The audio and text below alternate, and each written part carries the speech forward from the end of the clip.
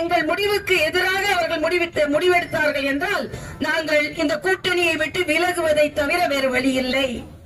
திருமாவளவனோட அறிவிப்பு காலையில் சகோதரர் திருமாவளவன் ஒரு அறிவிப்பை வெளியிட்டிருக்கிறார். நாங்க திமுகவுக்கு எந்த அழுத்தத்தையும் கொடுக்க விரும்பல, ஆனா எங்கள் முடிவுக்கு எதிராக அவர்கள் முடிவெடுத்தார்கள் என்றால் நாங்கள் இந்த கூட்டணியை விட்டு விலகுவதை தவிர வேறு வழி இல்லை. திருமாவளவனோட அறிவிப்பு. தம்பி கார்த்திக் சிதம்பரத்துல கேக்குறாங்க, பேச்சுவார்த்தை எல்லாம் நடக்க ஆரம்பித்து விட்டதா என்று கேட்டால் இல்லை, ஏனென்றால் திராவிட முன்னேற்ற கழகம் இன்னும் குழு அமைக்கவில்லை, அவங்க கூப்பிட்டாதானே நாங்க போக முடியும் அப்படின்னு கேக்குறாங்க.